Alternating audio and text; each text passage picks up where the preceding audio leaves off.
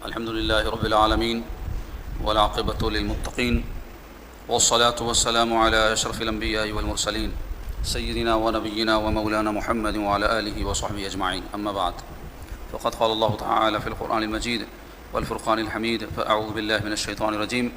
بسم الله الرحمن الرحيم. قد جاءكم من الله نور وكتاب مبين. صدق الله مولانا العظيم وصدق رسوله النبي الأمين الكريم. وقال تبارك وتعالى في شأن حبيبه الكريم: إن الله وملائكته يصلون على النبي يا أيها الذين آمنوا صلوا عليه وسلموا تسليما. اللهم صل على سيدنا ومولانا محمد وعلى آله وصحبه وبارك وسلم. اللهم صل وسلم وبارك على آل محمد وعلى آل محمد. برادران اسلام، جیسا کہ آپ سب جانتے ہیں کہ ماہ ربیع الاول شریف کا آغاز ہو چکا ہے اور آج ماہ ربیع الاول کی 4 تاریخ ہے اور آئندہ جمعہ کو انشاءاللہ تعالی یوم میلاد النبی صلی اللہ علیہ وسلم ہے. اور جیسے ہی ماہ ربیع الاول شریف کی آمد ہوتی ہے تو یوم میلاد النبی صلی اللہ علیہ وسلم کے حوالے سے ایک بحث چھڑ جاتی ہے اور قائلین اور منکرین کے بیچ میں اختلاف بڑی سخت صورت اختیار کر لیتا ہے.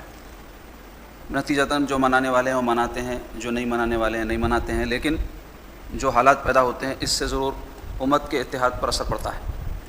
تو اس بات کے پیش نظر آج انشاءاللہ تعالی میں کچھ باتیں آپ سے میلاد کے حوالے سے اہل سنت والجماعت میں اعتدالی موقف کیا ہے اور پھر ماہ میلاد اور یوم میلاد کے تقاضے کیا ہیں ایک مسلمان کے لیے، کچھ باتیں عرض کروں گا. اس میں پہلی بات تو یہ کہ میلاد کہتے ہیں پیدائش کو، اور میلاد النبی رسول اللہ صلی اللہ علیہ وسلم کی پیدائش، اور یوم میلاد النبی رسول اللہ صلی اللہ علیہ وسلم کی پیدائش کا دن. تو یہ جو موضوع ہے یہ تو سبھی جانتے ہیں کہ میلاد النبی سے مراد رسول اللہ صلی اللہ علیہ وسلم کی پیدائش اور یوم میلاد النبی حضور کی پیدائش کا دن. تو اب اس دن کو اہتمام ہونا چاہیے نہیں ہونا چاہیے، اس دن کی کوئی فضیلت ہے یا نہیں ہے، اس میں زمانہ قدیم سے اختلاف رہا ہے. لیکن دور حاضر میں دیکھنے میں یہ آ رہا ہے کہ یہ اختلاف انتہائی شدت کی صورت اختیار کر گیا ہے. صرف اسی موضوع پر نہیں بلکہ ہم دیگر بھی جو موضوعات ہیں امت میں جو زمانہ قدیم سے اختلافی رہے ہیں، لیکن ماضی میں اس میں امت کے جو سمجھدار لوگ تھے اعتدال کی راہ اختیار کرتے تھے، دور حاضر کے لوگ شدت کی راہ اختیار کر رہے ہیں. تو نتیجہ کیا ہو رہا ہے؟ اس کی وجہ سے امت میں اتحاد ٹوٹ رہا ہے، امت کا اتحاد پارا پارا ہو رہا ہے، جس کی کسی کو پرواہ نہیں.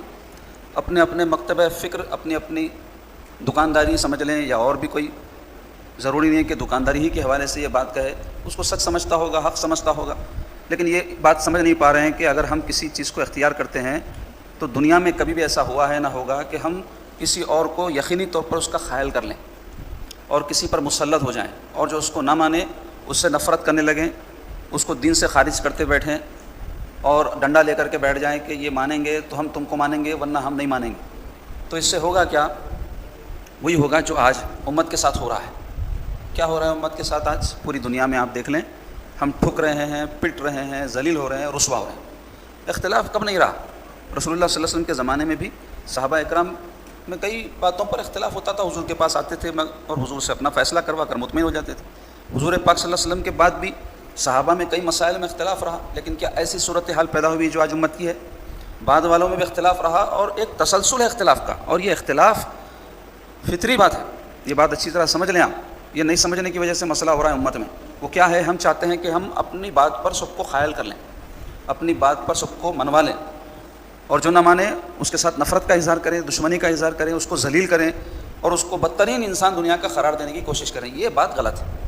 ہمارے دین میں اختلاف سے منع نہیں کیا گیا، بلکہ بعض لوگ کہتے ہیں کہ نہیں اختلاف رہنے نہیں. نادانی کی بات ہے یہ.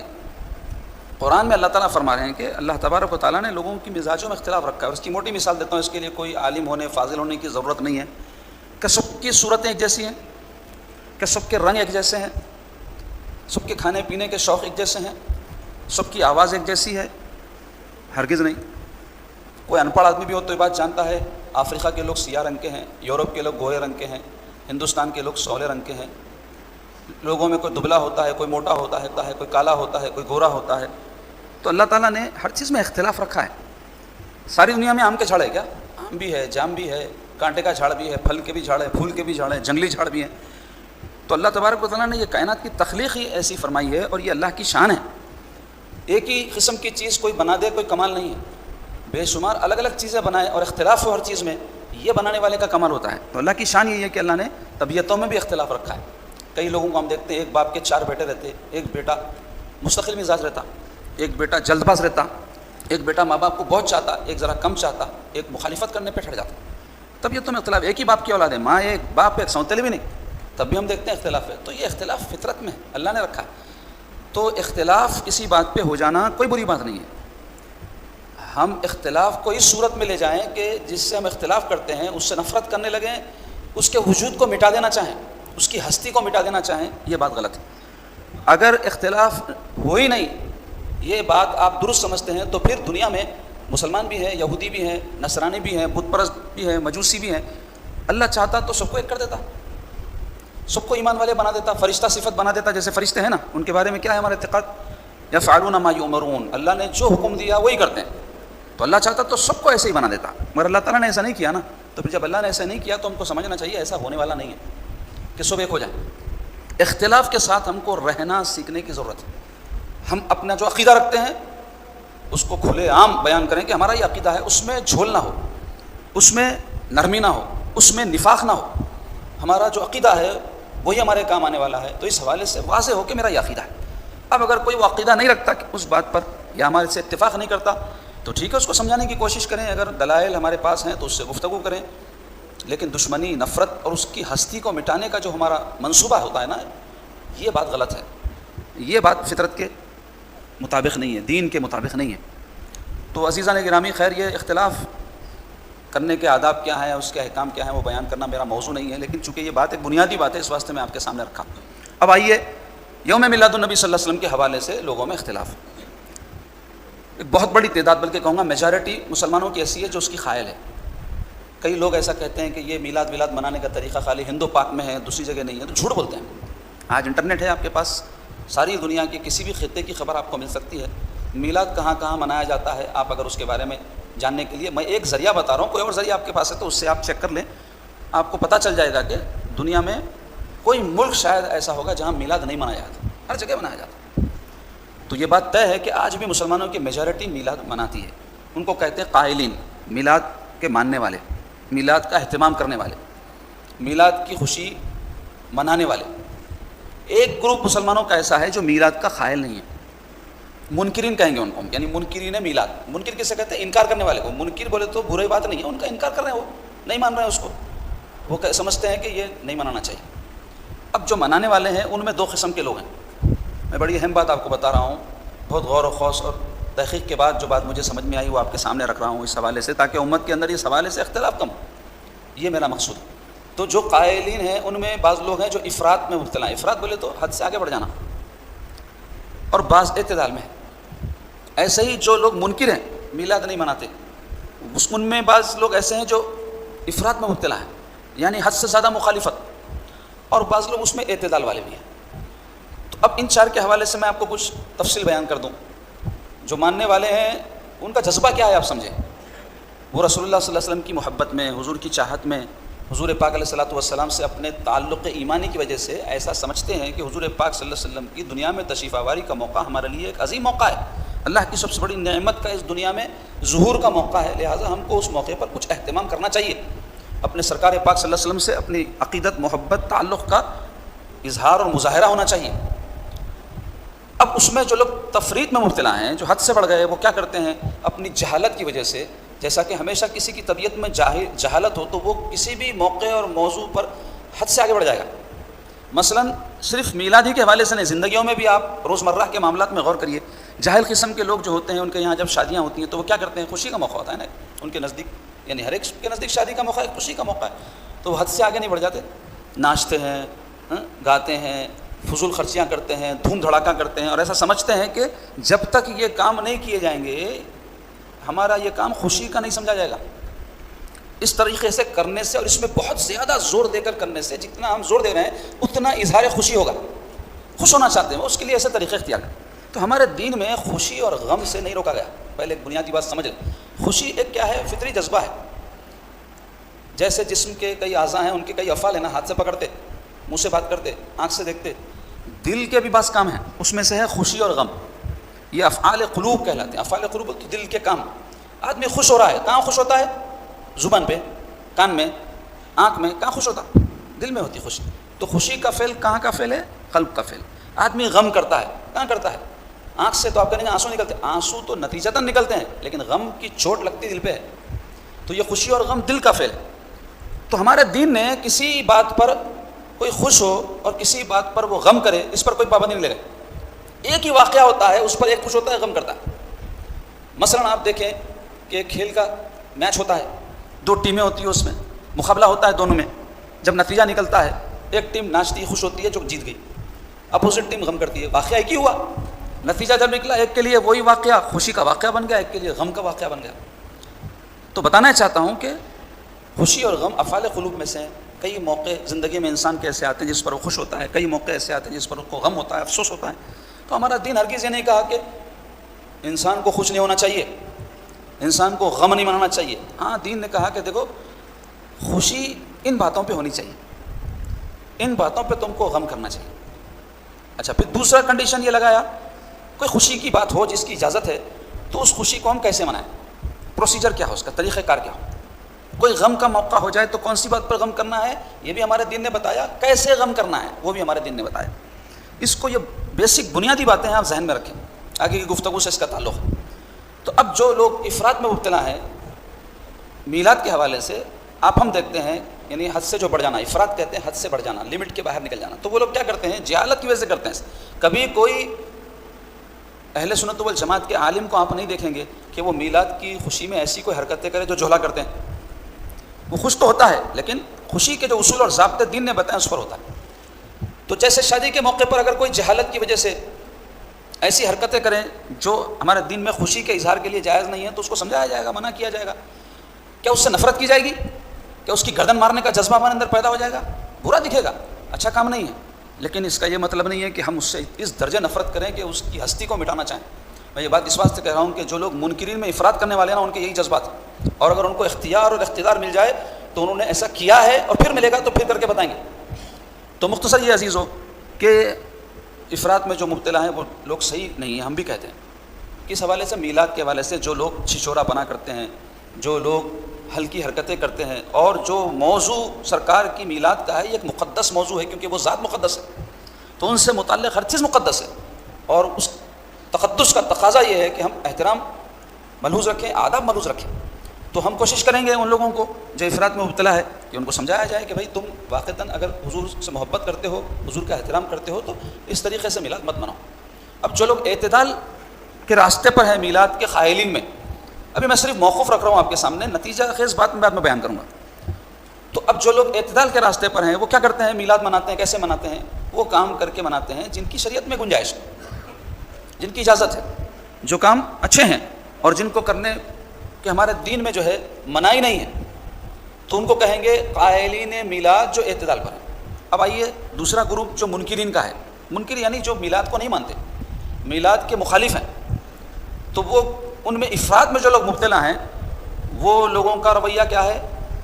میں جو بات کہہ رہا ہوں ایمانداری سے تنہائی میں غور کریں، کیا یہی ان کا رویہ نہیں ہے؟ وہ ایسا ظاہر کرتے ہیں کہ میلاد کا موقع منانا، میلاد کی خوشی منانا، میلاد کا دن منانے سے بڑھ کر کے دنیا میں بدترین کوئی کام نہیں، اور ان کی ساری طاقت جو صرف ہوتی ہے نا، شرک پر اتنی نہیں ہوگی روکنے کے لیے، کفر پر روکنے کے لیے اتنی نہیں ہوگی، اور دیگر دنیا میں برے کام ہیں، قتل ہے، غارت گری ہے، بے حیائی ہے، اور بھی بہت سارے برے کام ہیں جس کو ہمارے دین نے بڑے سخت برے کام کہا ہے۔ فساد ہے سب سے برا کام زمین پہ جو پھیلانا، اس کے روکنے کے لیے ان کی اتنی صحیح نہیں ہے، اتنی کوشش نہیں ہے، اتنی کتابیں نہیں ہیں، اتنی تقریریں نہیں ہیں، اتنا کام نہیں ہے جتنا میٹیریل آپ کو میلاد منانے کی مخالفت میں ان کا ملے گا۔ یہ بات افراط میں داخل ہے، حد سے بڑھ گئے ہو، اور یہ محض اس وجہ سے ہے کہ ان کو میلاد منانے پر اتنا اعتراض نہیں ہے، وہ جماعت سے اعتراض ہے ان کو اصل میں۔ تو ان کے نظریات ان کے نزدیک اتنے برے ہیں کہ وہ جو کریں اس کی مخالفت کرنا ان کا شیوا ہے۔ قائلین میلاد کے جو کرتے ہیں بغیر یہ سوچے سمجھے کہ یہ صحیح کرتے ہیں غلط کرتے ہیں، چونکہ یہ کرتے ہیں لہٰذا یہ غلط کرتے ہیں، تو ایسی سوچ جب پیدا ہوتی ہے تو اس میں تشدد کہتے ہیں اس کو جو ہے نفرت کہتے ہیں۔ یہ چیز ہمارے دین کے اتحاد کو تباہ و برباد کر دیتی ہے، جیسا کہ ہو رہا ہے۔ اب ان میں جو اعتدال پسند لوگ ہیں وہ اس درجے مخالفت تو نہیں کرتے کہ میلاد منانے والوں کو مشرک کہہ دیں، میلاد منانے والوں کو بدعتی کہہ دیں، میلاد منانے والوں کو گمراہ کہہ دیں، وہ خاموش ہو جاتے ہیں، خود نہیں مناتے، اہتمام بھی نہیں کرتے ہوں، لیکن مخالفت بھی اتنی سخت نہیں کرتے جتنے منکرین میں افراط والے کرتے ہیں۔ تو یہ 4 جو گروپ ہیں میں ان کے احوال آپ کے سامنے رکھا، قائلین ان میں افراط، ان میں اعتدال، منکرین ان میں افراط کرنے والے اور ان میں اعتدال والے۔ اب ہم دیکھ لیں کہ ہم کس گروپ میں ہیں، ہم کس گروپ میں، کسی بھی گروپ میں ہوں گے آپ، ہم اپنے بارے میں، میں اپنے بارے میں یہ بتاتا ہوں کہ ہم میلاد منانے والوں کے اعتدال کے گروپ میں اپنے کو سمجھتے ہیں اور اسی طریقے کے ہم قائل ہیں۔ اب جو لوگ منکر ہیں اور اس میں افراط میں مبتلا ہیں، ان کے جو اعتراضات میلاد منانے پر ہیں، اس میں سب سے بڑا جو اعتراض، جو سخت قسم کا اعتراض ہے، وہ یہ ہے کہ میلاد منانا بدعت ہے، کہتے ہیں وہ بدعت۔ بدعت کسے کہتے ہیں؟ بدعت ایک اصطلاح ہے، جیسے شرک ایک اصطلاح ہے، کفر ایک اصطلاح ہے، حرام ایک اصطلاح ہے، حلال ایک اصطلاح ہے۔ اصطلاح بولے تو ٹرمولوجی، ہر ایک جو ہے ایک شعبے علم کی ایک ٹرمولوجی ہوتی ہے، ایک اصطلاح ہوتی ہے۔ تو یہ بدعت جو ہے ایک شریعت کی اصطلاح ہے، جس کے معنی ہے بدع، کہتے ہیں نیا کوئی کام کرنے کو۔ اللہ تعالیٰ کیا ہے؟ بدی ہے، فرمایا، اپنی ایک صفت ہے اللہ کی، بدی۔ تو اس کے معنی کیا ہوتے ہیں؟ اللہ نئی نئی چیزیں پیدا کرتا ہے، نئی نئی تخلیقات اللہ تعالیٰ ظاہر فرماتا ہے، اس لیے اللہ نے اپنا ایک اسم ذکر فرمایا بدیع، تو اسی سے مادہ نکلا ہے بدعت کا۔ تو بدعت کا معنی یہ جو منکرین ہیں میلاد کے، وہ یہ لیتے ہیں کہ کسی بھی قسم کا وہ کام جو رسول اللہ صلی اللہ علیہ وسلم کے زمانہ مبارکہ میں نہیں تھا، بعد میں کیا جائے وہ بدعت ہے، اس کا دین سے کوئی تعلق نہیں ہے، وہ کام نیکی نہیں ہو سکتا، وہ کرنے والا گناہگار ہے، شرک کے بعد بدترین کام ہے۔ یہ ان کا نظریہ ہے جو میں آپ کے سامنے رکھا۔ اس میں ایک غلطی ہے، وہ کیا ہے؟ بدعت نئی بات دین میں، اس کو تو ہم ہی مانتے ہیں کہ کوئی بات دین میں نہیں ہو تو اس کو کہیں گے بدعت، لیکن ہمارے اہل سنت والجماعت کے نزدیک بدعت کی 2 قسمیں کی جاتی ہے، ایک ہے بدعت سیئہ، ایک ہے بدعت حسنہ۔ اب آپ کہیں گے بھائی قسمیں کیوں کر رہے ہیں آپ؟ اس واسطے کر رہے ہیں کہ کئی بدعتیں ایسی ہیں جو بعد میں تو شروع کی گئی، امت قبول کر لی اس کو، امت اس کے اوپر عمل کر رہی ہے، اور دوسرا راستہ بھی نہیں ہے، آپ کے پاس راستہ ہی نہیں، ماننا ہی پڑے گا۔ آپ یہ کہہ بھی لیں کہ یہ بدعت ہے، لیکن ماننا پڑے گا کہ اس پہ عمل کرنا پڑے گا۔ اس کی مثال میں آپ کو دیتا ہوں۔ رسول اللہ صلی اللہ علیہ وسلم کے زمانے میں قرآن کتابی شکل میں نہیں تھا، سب مانتے ہیں، ایسی معتبر احادیث سے ثابت ہے کہ کوئی انکار کر ہی نہیں سکتا۔ قرآن سارے کا سارا تھا، لکھا ہوا بھی تھا، لیکن کتاب نہیں تھی۔ سب سے پہلے کتابی صورت اس کو دی حضرت ابو بکر صدیق رضی اللہ عنہ۔ بخاری شریف کی طویل حدیث ہے، اس کی تفصیل لمبی ہے، لیکن میں خلاصتاً آپ کو بتا دوں کہ ایک جنگ میں، جس کو جنگ یمامہ کہا جاتا ہے، ایک جھوٹا مدعی نبوت تھا، مسلمہ کذاب اس کا نام تھا، اس سے جا کر کے صحابہ جنگ کی، تو اس میں بہت سارے صحابہ شہید ہو گئے، کیونکہ اس مسلمہ کذاب کے 1,00,000 متقدین تھے، صحابہ کا لشکر 30,000 کا تھا، لیکن فتح ہوئے، کامیاب ہوئے، لیکن شہید بہت ہو گئے، جن میں بہت سے ایسے تھے جو حافظ قرآن تھے۔ تو جب یہ جنگ ختم ہوئی تو حضرت عمر رضی اللہ عنہ حضرت ابو بکر صدیق کے پاس آئے اور کہنے لگے، اے خلیفۃ الرسول صلی اللہ علیہ وسلم، یہ جنگ میں بہت سارے ایسے صحابہ شہید ہو گئے جو حافظ قرآن تھے، اگر یہی سلسلہ چلتا رہا تو قرآن مجید جن کو یاد ہے وہ لوگ ختم ہوتے جائیں گے، تو قرآن کے بارے میں اختلاف نہ ہو جائے، امت میں جھگڑا نہ شروع ہو جائے۔ تو حضرت ابو بکر نے پوچھا کہ ہم کو کیا کرنا چاہیے؟ تو حضرت عمر نے تجویز دی کہ ہم کو چاہیے کہ قرآن کو کتاب بنا دیں۔ تو انہوں نے کیوں ایسے کہا؟ اس واسطے کہ قرآن کتابی صورت میں نہیں تھا، اونٹ کی ہڈیوں پر، چمڑے پر، چھال پر، یا جو بھی اس زمانے میں لکھے جانے والی چیزیں تھیں موجود، اس پہ لکھ لیا جاتا تھا، سارا تھا، زبانی یاد بھی رہتا تھا، اور زیادہ تر زبانی یاد رکھنے پر لوگوں کو اعتماد تھا، اس زمانے کا حافظہ بڑا قوی ہوتا تھا ان کا، عرب کے لوگ بڑے قوی حافظے والے۔ تو حضرت ابو بکر صدیق نے کیا کہا آپ جانتے ہیں؟ میں وہ کام کیسے کروں جو رسول اللہ صلی اللہ علیہ وسلم نے نہیں کیا؟ حضور نے کتاب نہیں بنائی قرآن کی، میں کیسے بنا دوں؟ تو اس پر حضرت عمر رضی اللہ عنہ بار بار اصرار کرنے لگے۔ تو حضرت ابو بکر کہتے ہیں، بخاری شریف کی حدیث کا مفہوم بیان کر رہا ہوں میں آپ کو اپنی زبان میں، کہ حضرت عمر نے اتنا مجھے اصرار کیا کہ میں وہ بات کی اہمیت کو سمجھ گیا اور اللہ نے میرا سینہ کھول دیا۔ پھر حضرت ابو بکر کیا کیے؟ حضرت زید ابن ثابت نام کے ایک صحابی تھے جو بڑے پڑھے لکھے ریسرچ کے ماہر صحابی تھے، ان کو بلایا، ایک ٹیم بنائی اور ان کو یہ ذمہ داری دی کہ جہاں جہاں قرآن کے مختلف حصے ہیں ان کو جمع کر کے کتاب بنا دے۔ انہوں نے اپنا کام کر دیا۔ تو بتانا یہ چاہتا ہوں، کیا یہ بدعت نہیں ہے؟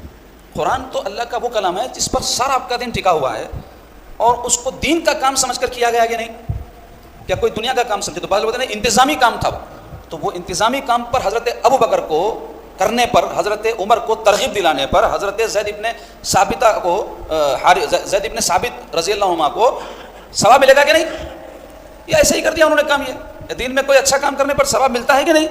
تو سب اس بات پر متفق ہیں یقیناً ان کو ثواب ملے گا، دین کا کام تھا یہ. تو آپ نے قبول کر لیا نہیں اس کتاب کو، یہ کہہ کر کہ نہیں ہم کو ہڈی پر لکھی ہوئی چاہیے، ہم کو چمڑے پر لکھی ہوئی چاہیے، وہی پڑھیں گے اسی پہ عمل کریں گے، یا اس پر عمل کر رہے ہیں کیا آپ؟ تو کیا کہیں گے آپ؟ ضرورت تھی اس بات کی، اس واسطے اس کو قبول کر لیا. اور بھی کئی مثالیں میں دے سکتا ہوں. رسول اللہ صلی اللہ علیہ وسلم کے زمانے میں بخاری شریف تھی کیا؟ بخاری کو بخاری امام بخاری کی نسبت سے کہتے ہیں جو حضور پاک صلی اللہ علیہ وسلم کے 150 سال بعد دنیا میں آئے. مسلم شریف 150 سال 200 سال بعد آئی، اور بھی ساری کتابیں آگے پیچھے، لیکن سب ہیں تابعین طب تابعین یا بعد کے دور میں، جو رسول اللہ صلی اللہ علیہ وسلم کا دور تو نہیں. حدیث کی قدیم ترین کتاب علماء کہتے ہیں موطا امام مالک ہے، لیکن وہ بھی طب تابعی تھے امام مالک، تو ان کا دور حضور کا دور نہیں ہے. صحابہ کو دیکھا ہوگا، اختلاف ہے، بعض نے کہا کہ صحابہ کو نہیں دیکھا لیکن تابعین کو ضرور دیکھا، اس میں کوئی شک نہیں. تو انہوں نے کتاب جمع کی، اس کو کہتے ہیں موطا امام مالک، پہلی حدیث کی کتاب، قدیم ترین. بخاری بہت بعد میں ان کے. تو بتانا چاہتا ہوں کہ حدیث رسول اللہ صلی اللہ علیہ وسلم اس فارم میں نہیں تھے. روایت جیسے ہوتی ہے، حدیث کو صحیح صحیح سنیں گے آپ، جھگڑے بھی کرتے نا، صحیح حدیث ضعیف حدیث لڑ لیتے رہتے. تو یہ صحیح اور حدیث، صحیح حدیث ضعیف حدیث اصطلاح ہے جو محدثین کی بنائی ہوئی ہے، رسول اللہ صلی اللہ علیہ وسلم کی نہیں، صحابہ کی نہیں، محدثین کی بنائی ہوئی ہے. تو یہ ساری جو کاٹ چھاٹ ہوئی، یہ جو حدیثیں جمع کی گئی، اس کے اوپر کام ہوا، یہ سارے کام ہے تو بات کے، لیکن امت نے قبول کر لیا کہ نہیں؟ اس کی بنیاد پر آپ کے دین کے امور چلتے کہ نہیں؟ مانتے ہیں نا؟ تو کیا وہ سنت تھا؟ کہیں گے نہیں، بعد میں ہی ہوا. کام جو ہوا وہ بدعت ہی کہے گا. کیوں؟ حضور کے زمانے کا نہیں، نیا کام تھا، حضور کے بعد کا تھا. لیکن آپ کہیں گے ضرورت تھی. تو پھر جو کام امام بخاری نے کیا ان کو ثواب ملا کہ نہیں؟ اس پر ان کو اس کا اجر ملے گا کہ نہیں؟ یقیناً ملے گا. کیوں؟ دین سمجھ کے کیا تبھی تو مل رہا ہے نا. تو میں بتانا کیا چاہتا ہوں اس ساری گفتگو سے، کئی کام ایسے ہوتے ہیں جو حضور کے زمانے میں نہیں تھے، بعد میں ہوئے، اچھے تھے، قبول کر لیا امت نے. بدعت مان بھی لیں تو کہیں گے اچھی بدعت تھی، بھائی اس کو ماننا پڑے گا. اور بھی میں کئی مثالیں دے سکتا ہوں تراویح وغیرہ کے حوالے سے بھی، اس قسم کی باتیں ہیں. بتانا کیا چاہتا ہوں، کوئی یہ کہے بھی میلاد کا انکار کرنے والا جو کہتا ہے کہ ہم میلاد اس واسطے نہیں مانتے، بدعت ہے، رسول اللہ نے نہیں منایا، وہ بھی غلط ہے، حضور نے منایا، اس کی بھی دلیل آپ کو دوں گا. صحابہ نے نہیں منایا لہٰذا ہم بھی نہیں مناتے، مت منائے بھائی. ہم تھوڑی کہہ رہے ہیں کہ آپ کے اوپر فرض ہے، نہیں منائیں گے تو خارج اسلام ہو جائیں گے. لیکن کوئی منا رہا ہے تو اس کو یہ کہنا کہ یہ بدعت ہے اور بدعت سیئہ ہے، یہ غلط ہے. ہم کہتے ہیں اگر تم اس کو بدعت مانتے بھی ہو تو ہم کہیں گے حسنہ ہے، اس واسطے کہ اس سے ہوتا کیا ہے، کیوں منا رہے ہیں؟ اس واسطے منا رہے ہیں کہ ضرورتاً آج اس بات کی ضرورت ہے کہ رسول اللہ صلی اللہ علیہ وسلم کا خوب چرچا کیا جائے. آج آپ ساری دنیا میں دیکھیں رسول اللہ صلی اللہ علیہ وسلم کی شان میں کیسی کیسی گستاخیاں، کیسے کیسے حضور کے بارے میں جو ہے باتیں غلط فہمی پیدا کرنے والی، بدگمان کرنے والی، حضور سے دور کرنے والی، اسلام سے دور کرنے والی پروپیگنڈا کی جا رہی ہیں. تو کیا ضرورت اس بات کی نہیں ہے کہ جب مخالفین حضور کے بارے میں بری باتیں پھیلائیں تو ہم اچھی باتیں حضور کے بارے میں پھیلائیں، حضور پاک صلی اللہ علیہ وسلم کا خوب چرچا کریں؟ تو اس کے لیے ایک عنوان ہے، ٹاپک ہے. اب اس ٹاپک کو کوئی مناسب نہیں سمجھ رہا ہے کہ میں اس ٹاپک سے نہیں کروں گا، نہ کرے، کسی اور ٹاپک سے تم کر لو وہ کرنا چاہتے ہو. لیکن اگر کوئی کر رہا ہے تو اس کو بدعتی کہنا، گمراہ کہنا، اسلام سے خارج کہنا اور اس کے اس عمل کو دنیا کا بدترین عمل ثابت کرنے کی کوشش کرنا، یہ بہت بڑا جرم ہے جو امت کے اتحاد کو پارا پارا کر رہا ہے. اس کو سمجھنے کی ضرورت ہے. تو اس میں اعتدال کے لیول پہ ہم کو آنے کی ضرورت ہے. میں ان سے بھی کہوں گا جو افراط میں مبتلا اس حوالے سے اور زور دے کر کے لوگوں کو جو ہے اس بارے میں برا بھلا کہتے ہیں کہ وہ نہیں مناتے، یہ بھی کام درست نہیں ہے. اور میں یہ بھی کہوں گا کہ جو لوگ اس سے روکنے میں اپنی ساری طاقتیں صرف کر کے سمجھ رہے ہیں کہ دین کی ایک عظیم خدمت کو انجام دے رہے ہیں، اور لوگوں کو اگر وہ میلاد منانے سے روک دیں گے تو ساری امت سدھر جائے گی، ساری امت نیکی کے راستے پر آ جائے گی، ساری امت کی اصلاح ہو جائے گی، یہ سوچ بھی غلط ہے. اعتدال کی راہ کیا ہے؟ اگر کوئی نہیں منانا چاہتا ہے بھائی آپ کی مرضی، نہ منائیں. یہ اور بات ہے کہ وہ لوگ برتھ ڈے اپنے بچے کی مناتے ہیں، اور بھی کئی خوشی کے موقع ہوتے ہیں جس کو بڑے اہتمام سے مناتے ہیں اور اس کو برا نہیں سمجھتے، وہاں ان کو بدعت شرک وہاں سمجھ میں نہیں آتا کچھ بھی. کیوں؟ اس واسطے کہ ایک فطری جذبہ ان کا ہوتا ہے، میرا بچہ پیدا ہوا ہے، مجھے خوشی ہے. تو کیا ہے؟ تعلق ہے اپنے اولاد سے. یہ خوشی جو منائی جاتی ہے نا، اس میں اہم بات بتاتا ہوں، تعلق کی بنیاد پہ. غم جو منایا جاتا ہے تعلق کی بنیاد. اس کی مثال دیتا ہوں میں آپ کو. کسی کے گھر میں بچہ پیدا ہوا، بیٹا، بہت خوش ہوتے ہیں. اب نہیں ہوا تو پھر ڈاؤٹ فل ہے کہ وہ بیچارے کو کیا شکے گی، اللہ توفیق دے بولیں گے. مگر خوش ہوتا اگر اپنی اولاد سمجھتا ہے اس کو. چچا خوش ہوتا، بھتیجا ہو گیا، تو باپ کا رشتہ تو ڈائریکٹ ہے، سب سے زیادہ خوش ہونے ہوتا ہے. چچا بھی ہوتے میرے بھائی کا بچہ ہے، فلاں بھی ہوتے، اللہ بھی، جو گھر کے ہیں، پڑوسی کو معلوم ہونے بھی تھوڑا بہت اپنے تعلق کے حساب سے خوش ہوتا. باپ جتنا خوش ہوتا پڑوسی ہوتا نہیں ہوگا نا. تو ایسے ہی اب انڈیا میں ایک بچہ کسی کے گھر میں پیدا ہوا تو اس کا باپ جتنا خوش ہو رہا، امریکہ میں کسی کے گھر میں کوئی بچہ پیدا ہوگا جن کو معلوم بھی نہیں ہے، ہم خوش ہوں گے کیا؟ ہرگز نہیں. کیوں؟ تعلق ہی نہیں ہم کو کیا لینا جانا ہے بھائی؟ کس کے بھی گھر میں ہوتے رہتے بچے روزانہ، تو کیا ہر ایک کے بچے کی خوشی ہم منائیں گے کیا؟ کیوں؟ تعلق نہیں ہے. ایسے ہی اللہ نہ کرے کسی گھر میں موت واقع ہو جائے، کسی کا باپ مر جائے، بھائی مر جائے، بیوی مر جائے، بچہ مر جائے، غم ہوتا ہے کہ نہیں؟ یقینی طور پہ ہوتا ہے.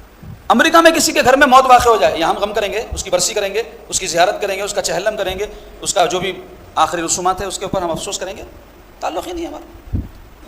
تو میں بتانا کیا چاہتا ہوں، تعلق کی بنیاد پر خوشی اور غم ہوتی ہے.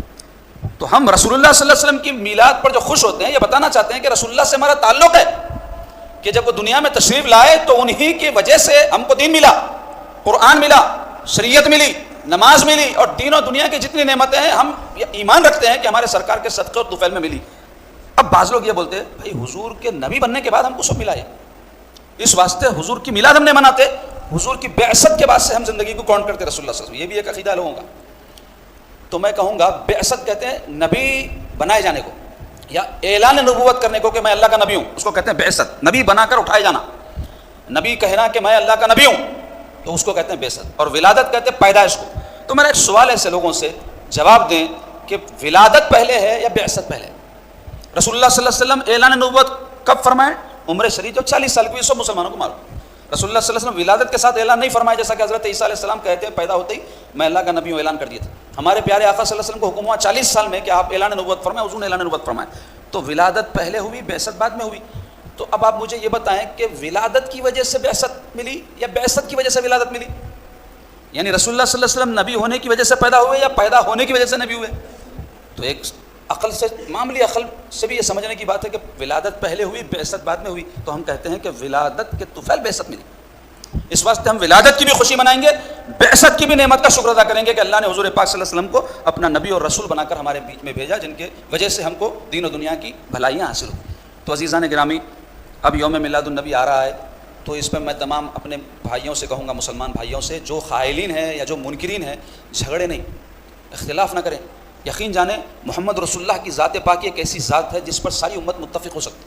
باقی کسی اور ذات پہ اختلاف ہو سکتا.